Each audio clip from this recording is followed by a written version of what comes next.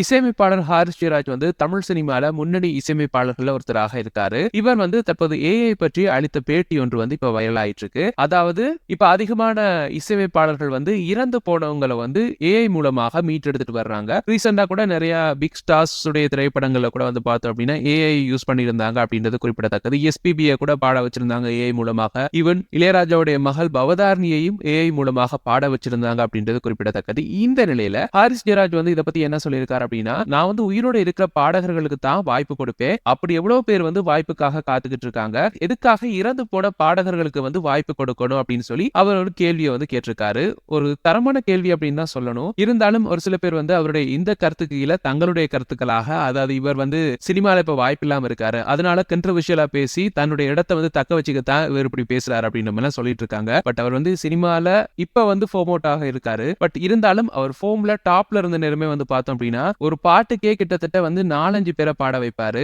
அதுலயும் குறிப்பா சொல்லணும் அப்படின்னா பச்சைக்கிளி முத்துச்சரம் படத்துல இடம்பெற்ற கருகரு வெளிகளால் பாடல். சோ அந்த பாட்டுல வந்து பார்த்தோம் அப்படின்னா கார்த்திக், நரேஷ் ஐயர், கிரிஷ் அப்படின்னு சொல்லி கிட்டத்தட்ட 3 பேரை வந்து இந்த பாடலை வந்து பாட வச்சிருப்பாரு. பட் கேட்கும் பொழுது எங்களுக்கு குயிக்கா வந்து ஸ்ட்ரைக் ஆகாது 3 பேர் பாடி இருக்காங்க அப்படின்னு சொல்லி. பட் கேட்க கேட்க எங்களுக்கே புரியும் 3 வாய்ஸ் வந்து டிஃபரெண்டா வந்துட்டு போகும். சோ அந்த அளவு சிங்கர்ஸை வந்து யூஸ் பண்ண ஒருத்தர் தான் இவர். இப்பயும் அவர் கிடைக்கிற வாய்ப்புகளை வந்து நிறைய யங் டேலண்டட் சிங்கர்ஸை வந்து இன்ட்ரோடியூஸ் பண்ணிட்டு தான் இருக்காரு. சோ அவர் வந்து இந்த ஏஐ பற்றி இந்த விஷயம் சொல்லியிருக்காரு. சோ ஏஐ மூலமாக இறந்த பாடகர்களை வந்து மீண்டும் பாட வைக்கிறது பிழை அப்படின்ற மாதிரி ஹாரிஸ் ஜெயராஜ் சொன்னது குறித்த உங்கள் கருத்துக்களை வந்து கீழே கமெண்ட்ஸ் வாயிலாக தெரிவிச்சுக்கோங்க.